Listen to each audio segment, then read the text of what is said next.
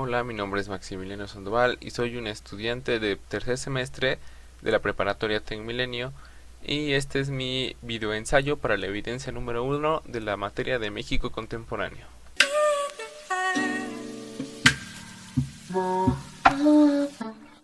En este ensayo voy a analizar los conflictos que tuvo México con otros países teniendo en cuenta los diversos puntos que hicieron que se desataran estos sucesos, ya sea que sean puntos internos o externos. En este ensayo abarcaré hasta el fusilamiento de Maximiliano de Habsburgo en 1864, teniendo pequeñas observaciones tratando de ser lo más objetivo posible. Y para empezar, ¿por qué se hizo la independencia? Conflictos que sufrió México. La Guerra de Independencia. Para empezar, debemos saber por qué se hizo la independencia. La llegada de los españoles a América llegó junto a la colonización, que trajo consigo enfermedades, lo que hizo que se facilitara la colonización de América. Pero eso ya es otro tema que es cultura general y eso se debería tratar en otro punto. Durante la época de la colonia o la Nueva España, el clasismo y el esclavismo era algo muy remarcado y estaba donde lo buscaras. Los españoles incluso odiaban a los mestizos solo por ser hijos de indígenas, aunque también tuvieran sangre española. Esto eventualmente terminó por hartar a los mestizos, también unido a factores externos como la Revolución Francesa y el Renacentismo. Tal vez sin la iniciativa de los mestizos nunca se habría logrado lo que fue la independencia de México, que de hecho al momento en el que se graba este videoensayo estamos a solo unos días de celebrar la independencia de México. Pero la historia de la independencia ya todos se la saben, y el fin de la independencia. Derrocaron a la monarquía española, se expulsó a la mayoría de los españoles, se dio el decreto de independencia y aunque España no estaba dispuesto a aceptarlo, México finalmente era una nación libre y como una nación libre que empezó desde cero, tuvo fallos hasta más no poder. Después de la independencia de México pasaron tantos acontecimientos en tan poco tiempo que incluso se perdían o casi no se llega a hablar de ellos. Y ahora continuamos con la intervención francesa. Aunque hayan sido muchos acontecimientos, como que la forma de gobierno cambiaba cada un 2 por 3 entre monarquía o democracia centralista, es cierto que un hecho que debe de hacerse notar es el primer presidente de México, Guadalupe Victoria. Sin embargo, algo que creo que debería ser remarcado es la intervención francesa, llamada la Guerra de los Pasteles. Aunque los reclamos de los franceses eran incoherentes y sin sentido, la razón era que pedían arreglar los destrozos y deudas por unos negocios de pasteleros de franceses. De ahí viene el nombre Guerra de los Pasteles. Pero en este caso a México no le convenía mantener una guerra estando tan poco desarrollado como país económicamente, pero pues no era lo más viable mantener una guerra. Mantener una guerra no es barato.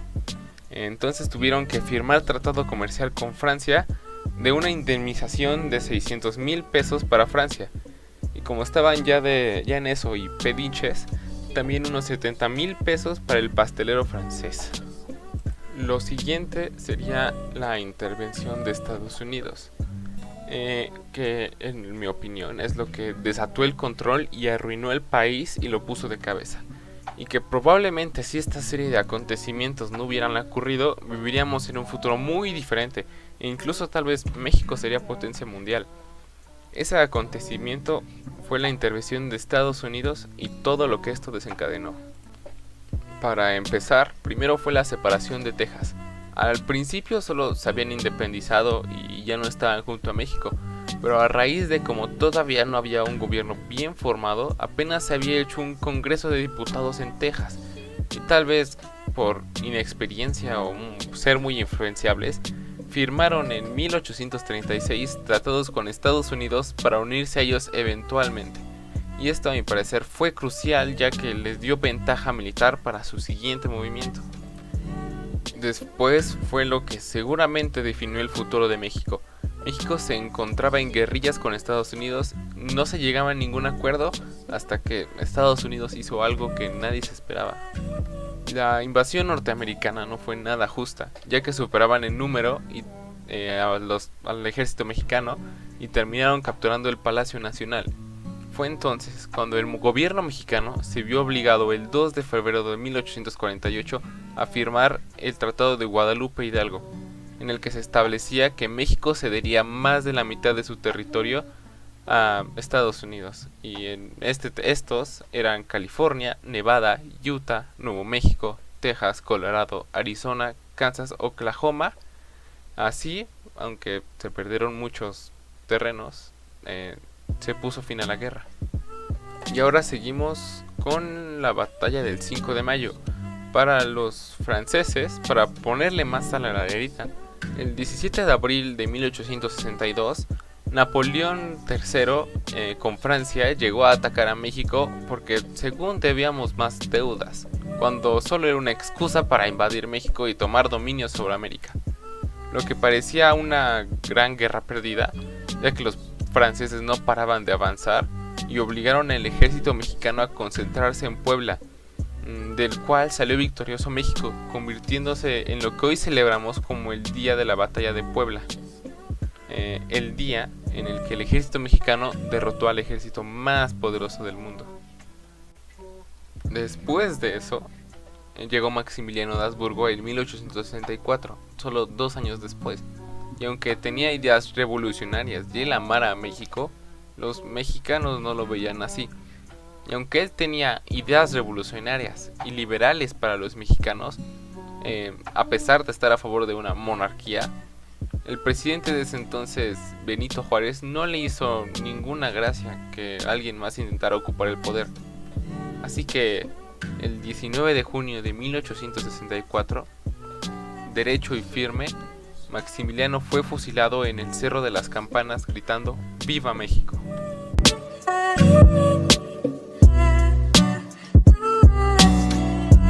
Y ya para acabar, en conclusión, México pasó por muchas cosas, solo haber logrado su independencia. A mi parecer, con todo lo ocurrido en este momento deberíamos ser una mejor nación en todos los aspectos, pero al parecer no es así. En mi opinión, si México no hubiera perdido tanto territorio, en este momento sería una nación primermundista por toda su riqueza. Si México, no siendo una nación tan grande, sino algo mediana, tiene tantos lugares hermosos y es muy turístico. Ahora, si tuviera más territorio y fuera más grande, pues sería lo mejor, pero pues al final Estados Unidos tenía otros planes. México, al haber pasado por muchos conflictos, viene acompañado con muchísima historia que no debemos olvidar, y tenemos que seguir enseñando a futuras generaciones, ya que si no se sabe cómo y por qué ocurrieron las cosas, podría ser que vuelvan a ocurrir. Porque, como dicen, aquel que no conoce su historia está condenado a repetirla.